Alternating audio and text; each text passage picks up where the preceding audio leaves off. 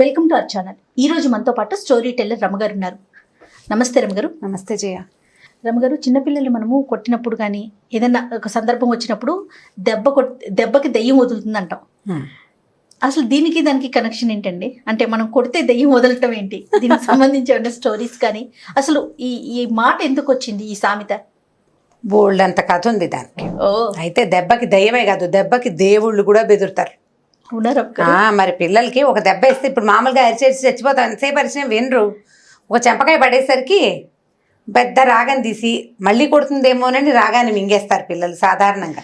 కాకపోతే పదే పదే కొడుతున్నాం అనుకో, దెబ్బకేమి భయం ఉండదు. రేర్గా పడే ఒక దెబ్బ భయపెడుతుంది. కానీ చిట్టి పొట్టి దెబ్బలేస్తారు జయ. ఏమిటో ప్రతిసారి చెప్పాలనుకుంటా, ఈ వాక్యం చెప్పేసేయాలి ఇప్పుడు. చెప్పండి. చిట్టి పొట్టి దెబ్బలేస్తే పిల్లలు చిక్కిపోతారు. ఇప్పుడు అటెళ్తూ ఇటెళ్తూ ఒక దెబ్బ అలా కొట్టకూడదు. చిన్న చిన్న దెబ్బలతోటి పిల్లలు సన్నబడిపోతారు. ఎందుకు రమ్మగారు? అది అట్లా అంటారు, చిట్టి పొట్టి పెద్దవాళ్ళు చెప్తారు. నిజమే ఆ మాట. ఎప్పుడు చిట్టి పొట్టి దెబ్బలు తగులుతూ ఉంటే పిల్లలు అదురుతారు కదా. ముద్దుకి కొడుతున్నారని ముద్దు కాదు, సీరియస్ గానే ప్రతి చిన్నదానికి ప్రతి విషయానికి ఓ మొట్టికాయ, ఓ చెంపకాయ, ఓ దెబ్బ వేయటం అలా కాకుండా అసలు ఏం అనొద్దు. కొడితే సడన్ గా ఒకసారి ఒక పెద్ద దెబ్బ పడాలి. ఈ చిట్టి పొట్టి దెబ్బలు వేయకూడదు, దాంతో పిల్లలు చిక్కిపోతారు. మీరు కొట్టేవారా రమ్మగారు పిల్లల్ని? నేను గట్టిగా ఒక దెబ్బ ఖచ్చితంగా పడుతుంది జయ. చిట్టిపొట్టి దెబ్బలు నేను కొట్టను. ఇప్పుడు కూడా మా వాళ్ళకి మొట్టికాయలు పడుతూనే ఉంటాయి. నాకు బాగా కోపం వస్తే, అంటే వాడు మాట వింటలేదు అనుకో, జుట్టు బాగా అందుతాయి మా పిల్లలు ఇద్దరివి. జుట్టు పట్టుకుంటాను, నాకు జుట్టు పట్టుకుని అది ముద్దు తిట్టడానికి కూడా అదే పద్ధతి. నెత్తి మీద మొట్టికాయలు వేస్తూనే ఉంటాను. అంటే ఎవరు అందితే వాళ్ళకి మొట్టికాయలు పడుతూ ఉంటాయి. కాకపోతే ఈ మొట్టికాయలు వేయటం అంటే గట్టిగా కొట్టడం ఒక పద్ధతి. మనం చిన్న చిన్న దెబ్బలు కొట్టకూడదు పిల్లల్ని. కొడితే ఒకటే పెద్ద దెబ్బ. వాడికి ఆ దెబ్బ బెదురు ఉండాలి పిల్లలకి.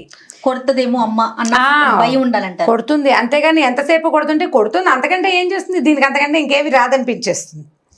అలా చేయకూడదు. ఎప్పుడో 10 రోజులకు 15 రోజులకు ఒక చెంపకాయ పడితే భయం ఉంటుంది.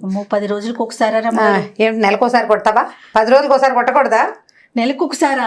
మరి ఎలా? అసలు పిల్లలు కొడతామా రమ్మ గారు? గట్టిగా నోట్తో చెప్పాలి కానీ మీరు కూడా కొట్టమని చెప్తున్నారా? మరి కొట్టకంటే కుదరదు. మరి దేవుళ్ళు కూడా భయపడతారు దెబ్బకి. అదే కానీ చెప్తున్నాను. చెప్పండి, స్టోరీ చెప్పండి. ఫైనల్ లో డిసైడ్ చేసుకుందరు. కానీ చిన్నప్పుడు న్యూస్ పేపర్లో, చిన్నప్పుడు అంటే నా చిన్నప్పుడు అంటే కనీసం ఇది 70s లో అనుకోండి, న్యూస్ పేపర్లో ఫుల్ పేపర్ ఉంటుంది. ఆ పేపర్ నేల మీద పరిచి మొదటి పేపర్ని ఇలా కొంచెం పైకి లేపితే రెండో పేపర్లో ఈ కార్నర్కి, అంటే పేపర్ ఇలా పెట్టుకుంటే ఇటువైపు కార్నర్కి అనమాట, రైట్ సైడ్ కార్నర్కి ఒక చిన్న కాలం ఉండి అక్కడ ఒక కథ వేసేవాళ్ళు.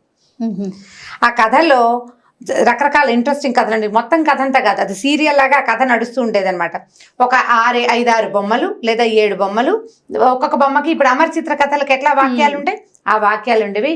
ఎవ్రీ డే నేను ఆ కథను వెతుక్కుంటూ ఉండేదాన్ని. ఆ కథ కావాలి. పేపర్ ఎవరి చేతిలో ఉన్నా మా నాన్నగారు చదువుతుంటే మధ్యలోకి దూరి, కుర్చీకి పేపర్కి, ఆయనకి మా పేపర్కి మధ్యలో దూరి ఆ కాస్త పేపర్ తీసి అది గబగబా చదివేయాలన్నమాట. అంత ఇంట్రెస్టింగ్గా ఉండేది. అలా చదివిన ఒక కథ ఇది. ఎంత పాతదో. అయితే దీన్ని సరదా కథగానే తీసుకోవాలి. చెప్పడానికి బాగుంటుంది, వినడానికి బాగుంటుంది. ఇది నిజమేనన్న ఆలోచనలో ఉండద్దు. ఒక ఊళ్ళోనట ఒక పూజారి గారు ఉన్నారు. మామూలుగా పల్లెటూళ్ళల్లో ఏదో కాయ కసరు పండించుకుంటారు. ఏదో ఆకుకూరని, తోటకూరని, ఓ దొండపాదు, ఓ కాకరపాదు, అక్కడి నుంచి 4 వంగ మొక్కలు, 4 బెండ మొక్కలు పెట్టుకుంటే ఇక కూరలు కొనుక్కోక్కర్లేదు. ఆ ఉన్న కూర ఏదో అంత కూర వండుకొని కాలక్షేపం చేసేవాళ్ళు. అయితే ఈ పూజారి గారి ఇంట్లో రకరకాల కూరగాయల మొక్కలు ఉన్నాయి. వాళ్ళ ఇంట్లో ఒక బ్రహ్మాండమైన కాకరపాదు ఉంది. కాకరపాదుకి ఏంటంటే స్నానాలు చేసే నీళ్లు, వేడి నీళ్లు పడితే కాకర విరగ్గాస్తుందని చెప్పేవాళ్ళు చిన్నప్పుడు. మామూలు నీళ్ళు కాదు, అక్కడ కూర్చుని స్నానం చేస్తున్నారు ఇంకో పిల్లల స్నానాలు అవి. అప్పుడేముంది, బాత్రూంలో ఏం లేవు, ఓపెన్ ఎయిర్ బాత్రూమ్స్ బయటే స్నానాలు చేసేవాళ్ళు. ఈ వేడి నీళ్లు, సునిపిండి నీళ్లు, నూనె నీళ్లు అవి తగిలితే కాకర విరగ్గాస్తుందని చెప్పేవాళ్ళు. అయితే వాళ్ళ తోటలో కాకర చెట్టు విపరీతంగా కాసేది, బోల్డ్ కాయలు. ఈ పూజారి గారికి ఓ 2-3 పిల్లలు ఉన్నారు. ఓ కొడుక్కి పెళ్ళయింది. చిన్నపిల్లలు ఏదో చదువుకునేవాళ్ళు. ఈ పెళ్ళి అయితే కోడలు కొత్తగా వచ్చింది. దానికి కాకరకాయ కూర మహా ఇష్టం. వీళ్ళింట్లో కూడా కాకరపాదు ఉంది. ఇంట్లో అందరికీ కాకరకాయ కూర ఇష్టం. అయితే అత్తగారు ఏం చేసేది, కాకరకాయ పులుసు కూర చేసేది. ఈ అమ్మాయికి వేపుడు ఇష్టం. వేపుడు చేసుకుందామంటే ఆ వేపుడు ఎందుకు, బోల్డ్ నూనె, అంత నూనెకి వేసుకోవడం తినడానికి మనం ఏమైనా గొప్పవాళ్ళమా? పులుసు కూరకైతే అంత తిరగమాత పెడితే సరిపోతుంది, తీయగా పుల్ల బెల్లం పెడితే పిల్లలు తినేస్తారని ఆవిడ ససేమిరా వేపుడు చేసేది కాదు. పోనీ మీరు పులుసు కూర చేసుకోండి, నేను వేపుడు చేసుకుంటానంటే 2 కూరలు వండుకునేంత గొప్పవాళ్ళమా అని ఆవిడ తిట్టేది. దాంతో ఎంతసేపు కాకరకాయ కూర చూసినప్పుడల్లా దీనికి వేపుడు మనసులో మెదులుతుండేది ఈ పిల్లకి. అత్తగారు ఒప్పుకునేది కాదు. ఏం అత్తగారండి? ఆవిడ ఒక అత్తగారు మరి. ఓకే. పాతకాలం అత్తగారు. అక్కడి నుంచి ఏమైంది, కొన్ని రోజులు ఇలా గడిచాక ఓ రోజు ఏదో కూరండు తిన్నారు. మర్నాడు పొద్దున్నే ఇంట్లో ఉన్న చిన్నపిల్లలు ఏమో బళ్ళోకి వెళ్ళిపోయారు. అత్తగారికి పక్క ఊరు నుంచి కబురు వచ్చింది, వాళ్ళ అక్కయ్య కూతురు కానీ ఎందుకు సిద్ధంగా ఉంది, కాస్త తోడు రావాలి అని అడిగారు. అడిగేసరికల్లా మామగారు అన్నాడు, నువ్వు అబ్బాయి వెళ్ళండి అని చెప్పారు. చెప్పేసరికల్లా ఆ మామగారేమో ఆయన ఏదో పౌరోహిత్యం చేసుకోవడానికి ఊరి మీదకి వెళ్ళిపోయాడు. భర్త అత్తగారు ఇద్దరు కలిసి పక్క ఊరు పురుడు వేయడానికి వెళ్ళిపోయారు. ఈ పిల్ల ఒక్కతే ఉంది. సరే ఆవిడ ఏమంది, పొద్దున ఏదో వండాను కదా వంట, అన్నం తినేసేయి, ఆ పశువుల దగ్గర బాగు చేయి, ఏవో 10 రకాల పనులు మామూలుగా ఇంట్లో ఉండే ఆడపిల్లలకి అప్పచెప్పే 10 రకాల పనులు అప్పచెప్పింది. మధ్యాహ్నం అయ్యేసరికి పురుడెళ్ళగానే నేను వచ్చేస్తాను, సాయంకాలం ఆవుకు పాలు తీయాలి, ఈ కథ ఏదో చెప్పి వెళ్ళిపోయింది. ఈ పిల్ల ఏం చేసింది, 4 పనులు సవరించుకున్నాక అన్నం పెట్టుకుందామని అనుకుంది. ఆకలిస్తుంది, అన్నం తిందామని. అప్పుడు దానికి తట్టింది, ఎవరు లేరు, ఎంచక్కా 2 కాకరకాయలు కోసుకుని వేయించుకుంటే బాగుంటుందని చూసింది. చెట్టు మీద చూస్తే బోల్డ్ సేపు వెతికితే కానీ కాయలు కనపడలా. ముందు రోజు కోసేసుకున్నారు, పక్కింటి వాళ్ళకి వీళ్ళకి పనిచేసి ఉంటారు. అక్కడి నుంచి ఒక లోపలగా మూలకి ఒక 4 అంటే 4 నవనవలాడుతున్న లేత కాకరకాయలు కనపడ్డాయి. అమ్మయ్య దొరికినాయిరా నాయన అని ఆ 4 కాకరకాయలు కోసుకుంది. కోసుకొచ్చి ఏం చేసింది, అంత నూనెసి కాస్త చకచక వేయించుకుంది కానీ ఏమనుకుంది, ఇక్కడే కూర్చుని తాపీగా తింటూ కూర్చుంటే అత్తగారు వచ్చేస్తే పట్టుబడిపోతాము, నీళ్ళకెళ్ళి తింటే సరిపోతుంది, నీళ్ళకెళ్ళాలంటే చెరువుకి బిందు బుచ్చుకు వెళ్ళాలి, ఒక అరగంట 30 గంట పడుతుంది. ఆ లోపల అత్తారు తిరిగి వచ్చేసినా ఆవిడ కనపడకుండా ఉంటుందని ఏం చేసింది, ఈ కాకరకాయ వేపుడిని చిన్న గిన్నెలో వేసుకుని గిన్నె తోమేసింది. అక్కడి నుంచి ఆ పొద్దున అత్తగారు చేసిన పులుసో కూర ఏదో ఉందిగా అది వేసుకుని అన్నం తినేసింది. ఇది ఎక్స్ట్రా తినడానికి బౌల్లో వేసుకుంది అనమాట, స్నాక్ వేసుకుని ఏం చేసింది, బిందులో పెట్టుకుంది. దాన్ని పెట్టుకుని చెరువు గట్టుకు బయలుదేరింది. అన్నం తినేసింది, దొడ్డి తలుపు వాకిలి తలుపు వేసేసింది, గేట్ వేసుకుని వెళ్ళిపోయింది.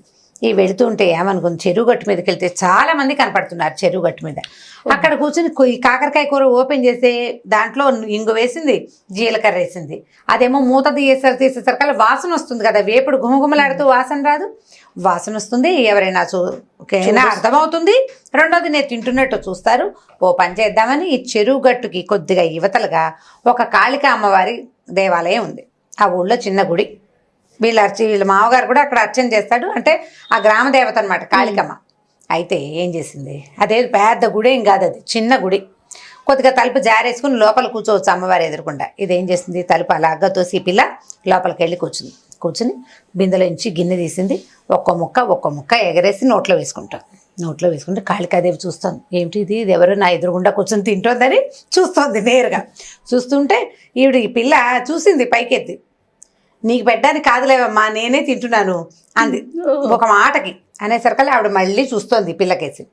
ఇది తింటుంటే నీకు డ్రైగా ఉన్న ముక్కలు తినేసరికి మనకేమవుతుంది, గొట్టొచ్చి ఎక్కిళ్ళు వస్తాయి. అటు ఇటు చూసేసరికల్లా ఏమైంది, కూరలో నూనె తక్కువైంది, నూనె తక్కువగా ఉంది, అందుకే గొట్టొస్తుందని దీపారాధన పెడతారు కదా, ఆ దీపారాధన నువ్వుల నూనెని కొద్దిగా అలాగా ఒక చెంచాడు కూరలోకి పడేలాగా వంచి దీపారాధన అక్కడ పెట్టింది. కూర ముక్కలు కదిపింది ఇట్లా చిన్న గిన్నెని. ఆ గిన్నె కదిపి ఏం చేసింది, మళ్ళీ 4 ముక్కలు నోట్లో వేసుకుంది. ఈసారి నూనె కూడా తగిలేసరికల్లా సర్రమంది దాహంగా అనిపించేసింది, దానికి లోపల కారం వచ్చేసింది. ఏం చేసింది, అమ్మవారికి పొద్దున్న అర్చన కోసం పెట్టుకుంటా నీళ్లు ఉంటాయి కదా, ఆ నీళ్ళగా చెంబెత్తుకుని నీళ్లు తాగింది. ఆవిడ అదే పనిగా చూస్తూ పోస్తుంది, ఇందుంపదేగా గుళ్ళోకి వచ్చి ఎంగిలి వండిన పదార్థం పోనీ నాకు నైవేద్యమన్నా కాదు, అది తినేస్తూ నా దీపారాధనలో నూనె పోసుకుంది, నా నీళ్ళే తాగేస్తోంది, గుడంతా ఎంగిలి చేస్తుంది నా అని ఇలా ముక్కు మీద వేలేసుకుంది అమ్మవారు కాళికాదేవి. ఈ పిల్ల తినేసింది, దానికి తిండి గోలే కానీ ఈ అమ్మవారి గోల లేదు. తినేసి కబకబా లేచి బయటకు వెళ్ళిపోయింది, తలుపు దగ్గరగా వేసి. అమ్మవారిని చూడలేదు, ఆ పిల్ల చూసుకోవాలి, కోడలు వెళ్ళిపోయింది. చెరువులోకి వెళ్ళింది, కామ్గా ఈ గిన్నె గడిగేసేసింది, మూత తుడుచుకుంది. కాసిన మా చెరువు నీళ్ళు ఒకటి దాగి ఓ బిందె నీళ్లు ముంచుకుని లాలా అని పాట పాడుకుంటూ ఇంటికి చేరిపోయింది. చేరిన తర్వాత ఏమైంది, మీది మధ్యాహ్నం కదా, 12 గంటలకో 11:30కో సాయంకాలం అయింది. సాయంకాలం దీపారాధన చేయటానికి అర్చకుడు గుళ్ళోకి వెళ్ళేసరికల్లా అమ్మవారి ఇట్లా ముక్కు మీద వేలేసుకుని కనపడుతుంది. అయ్యో రామా, కాళికాదేవి ముక్కు మీద వేలేసుకుంది, ఏదో అపరాధం జరిగింది ఊళ్ళో అని గోల మొదలైంది. వీళ్ళ ఇంటి దాకా రాలేదు, ఊరంతా ఆ రోజులు ఏంటంటే పెందరాళ్ళే పడుకునేవాళ్ళు కదా, వాళ్ళల్లో వాళ్ళు చెప్పుకున్నారు, రేపు పొద్దున్నే చూడాలనుకున్నారు. తెల్లవారేసరికల్లా ఊరంతా పొక్కిపోయింది. అమ్మవారు ముక్కు మీద వేలేసుకుంది కాబట్టి ఇప్పుడు జాతర జరిపించి అక్కడ ఒక ఉంటాడు, మరిడయ్య అని ఒక ఆయన ఉంటాడు, లేదా గురవయ్య అని ఉంటాడు. ఆ గురవయ్య ఒంటి మీదకి వచ్చి ఏం జరిగిందో చెప్తుంది అమ్మవారు. ఈ అమ్మాయి అనుకుంది కొంప మునిగిపోయింది, నిన్న నేను కాకరకాయ కూర తింటా చూసిందో ఏమిటో, అందుకే ముక్కు మీద వేలేసుకుంది. ఇప్పుడు గురవయ్య ఒంటి మీదకి వచ్చింది అనుకో అమ్మవారు, నిజం చెప్పు, ఫలానా పిల్ల ఫలానా పూజారి గారి కోడలు కాకరకాయ తిన్నది, ఎంగిల్ చేసింది, నీళ్ళు తాగింది, దీపారాధన నూనెంతా వాడేసింది అని చెప్పేస్తే ముందు ఊళ్ళో పరుగు పోవటం పక్కన పెట్టి కాకరకాయ కూర వండుకు తిన్నందుకు అత్తగారు ఏమంటుందో అని భయపడి ఈ పిల్ల ఏం చేసింది, గబగబా బిందుచ్చుకుని మంచినీళ్ళకి వెళ్తున్నానని చెప్పి గుళ్ళోకి వచ్చింది. గుడి దగ్గర జనం అంతా చేరేసరికి ఈ పిల్లంది అందరూ తలా ఒకటి వచ్చి దండాలు పెట్టుకుంటున్నారు. మా అమ్మ మా తల్లి మేకనిస్తాం, గొర్రెనిస్తాం, కోడినిస్తాం, ఏం జరిగింది ఏమిటో చెప్పు, నువ్వు ప్రశాంతంగా ఉండు, నువ్వు ముక్కు మీద వేలు తీసేయి. మా అమ్మ అంటే ఏమీ లేదు, ఆవిడ అలాగే కళ్ళు పెద్దవి చేసి చూస్తుంది, ముక్కు మీద వేలు మాత్రం అలాగే ఉంది. సరే వీళ్ళు ఏమనుకున్నారు, ఎవరందరూ తలా ఒక మొక్కు చెప్పండిరా, ఏ మొక్కుకైనా అమ్మవారికి నచ్చితే వేలు తీసేస్తుంది అన్నారు. ఎవరేం చెప్పినా ఆవిడ కదలటలా అటగే పెట్టుకుంది ముక్కు మీద వేలు. ఈ అమ్మాయి ఏం చేస్తుంది, నేను కూడా చెప్తా అంటే వీళ్ళు ఏమనుకున్నారు, బ్రాహ్మణులు పూజారి గారి కోడలు బాగా మాటకారి చక్కగా చురుగ్గా ఉంటుంది, ఇదేదో చెప్తుందంటే మీరందరూ బయటకు వెళ్ళిపోండి, నేను అమ్మవారితో మాట్లాడతానంది. వెళ్ళి నుంచుంది ఎదురుకుండా. ఏమమ్మా, నేను కాకరకాయ కూర తింటే మాత్రం నువ్వు ముక్కు మీద వేలేసుకుంటావా? ఇప్పుడు వాడు ఎవడికో ఒంటి మీదకి వచ్చి చెబితే మా అత్త నన్ను బతకనిస్తుందా? నీ సొమ్మేం పోయింది, నువ్వు హాయిగానే ఉన్నావు, అత్తలేదు ఆడపడిచిపోరలేదు, నీకు అత్తగారు ఉంటే తెలిసేది, తీ ముక్కు మీద వేలంది. ముక్కు మీద వేలు తీసేయి. ఇప్పుడు నువ్వు చెప్పావో గురవయ్య ఒంటి మీదకి వచ్చి నువ్వు చెప్పావా, నేను చచ్చానే, మా అత్తగారు నన్ను బతకనివ్వదు, నీకు అత్త లేదు ఆడపడుచు లేదు, నీకు ఎలా తెలుస్తుంది నా నొప్పి? నీకు కూడా ఒక కూర అంటే ఇష్టమయ్యి వాళ్ళు వండుకొని ఇవ్వకుండా చేస్తే అప్పుడు కదా నీకు తెలిసేది నొప్పి, తీ ముక్కు మీద వేలు నువ్వు అనేసరికల్లా ఆవిడ అలాగే చూస్తుంది, ముక్కు మీద వేలు తీల. ఇక ఈ పిల్ల కేకలేసింది, చెప్పింది, ఏం చెప్పినా ఆవిడ మాత్రం కళ్ళు అలాగే ఉనిమి చూస్తుంది, ముక్కు మీద వేలు మాత్రం తీట్ల. ఈ పిల్ల ఒళ్ళు మండిపోయింది. ఏంటి నువ్వు, నీ గద్దరితనం ఏమిటమ్మా, నాకు అర్థం కాదు, నేను కూర వండుకు తింటాను తప్పైతే నువ్వు ముక్కు మీద వేలేసుకోవడం కూడా తప్పే. పాపం పిల్ల పుట్టింట్లో చక్కగా వేయించుకు తినేది, ఇక్కడ పులుసుకూర తినాల్సి వస్తుంది అన్న ఆలోచన లేదు చూడు, నువ్వేం తల్లివి, ఉండు నీ సంగతి చెప్తానని బిందె పట్టుకెళ్ళింది కదా, బిందెలో ఒక గుండ్రాయి పట్టుకెళ్ళింది ఇంట్లో ఇచ్చి. ఆ గుండ్రాయి ఎత్తింది, వేలు తీస్తావా, ముక్కు పచ్చడి చేయమన్నావా, తీ ముందు అనగానే ఆవిడేమనుకున్నా, దిందు పదక ఇది అంత పని ఇంత పని చేస్తుంది, ఎందుకంటే అది చేసిన పనే అలాంటిది. పైగా ఇందరు మనుషులుంటే వాళ్ళందరినీ బయట నుంచోబెట్టి ఇలా పోట్లాడుతుందంటే ఇది ఆ పనైనా చేస్తుందని ముక్కు మీద వేలు తీసేసింది కామ్గా ఆవిడ. దీంతో పెట్టుకోకూడదు, సరేలే అత్తగారు పాపం కూర తినివ్వట్లేదు, ఏదో చేసుకుంది, దాని మాట కరెక్టే కదా అని ఆలోచించుకుని కాళికాదేవి ముక్కు మీద వేలు తీసి కామ్గా చేయి కిందకి పెట్టుకుంది. ఈవిడ అమ్మ ఏం చేసింది, తీసేసిందని అందరికీ చెప్పింది. అందరూ వచ్చి చూశారు.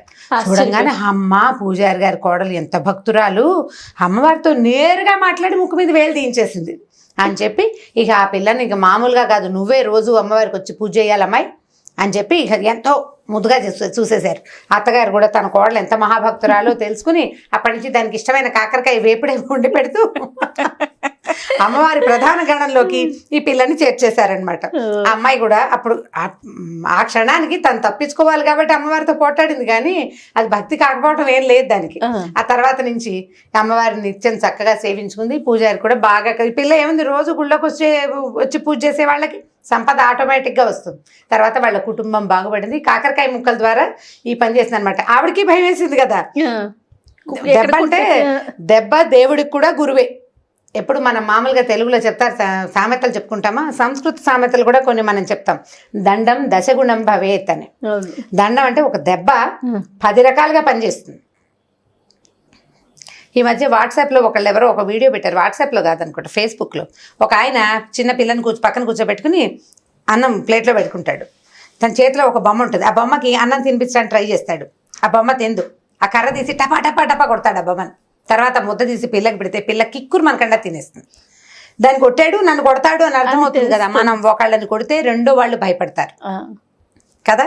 కాబట్టి ఈ దండానికి ఎవరైనా బెదరవలసిందే. దయ్యం బెదిరే కథ కూడా ఇంకొకటి ఉంది, నెక్స్ట్ టైం చెప్తాను. చాలా బాగుంది రామ్ గారు, చాలా ఫన్నీగా ఉంది, చాలా ఇంట్రెస్టింగ్ గా ఉంది కూడా. ఎంత పాత కథ, నేను 3rd క్లాస్ ఏమో ఈ కథ చదివే నాటికి. ఈ కథ సగం మర్చిపోయాను నేను. ఈ మళ్ళీ ఎలా గుర్తుకొచ్చింది మీకు? మా అక్కయ్యని, మాకు అక్కయ్యలు లేరు మాకు. రన్నింగ్ లైబ్రరీస్, వాకింగ్ లైబ్రరీస్ ఉన్నాయి మా దగ్గర. ఓకే. నేను మా అక్కయ్య ఏమిటి, మా అక్కయ్యకి బాగా గుర్తులేదు, ఇద్దరం కలిసి 4-5 సార్లు చెప్పుకున్నాక ఇంకా స్ట్రైక్ అయిందనమాట. దీన్ని వంకాయ కూర అని చెప్పే ఊళ్ళలో, కొన్ని ఊళ్ళలో వంకాయ కూరగా కూడా చెప్తారు. ఆ పేపర్లో వచ్చింది మాత్రం కాకరకాయ వేపుడే అనమాట. కాకరకాయ వేపుడు. సూపర్. చాలా బాగుంది రమ్య గారు. ఇంకొక వీడియోతో మళ్ళీ కలుద్దాం. నమస్తే. నమస్తే. ఈ వీడియో కనుక మీకు నచ్చినట్లయితే లైక్ చేయండి, షేర్ చేయండి. మరిన్ని వీడియోస్ కోసం మా ఛానల్ని సబ్స్క్రైబ్ చేసుకోండి.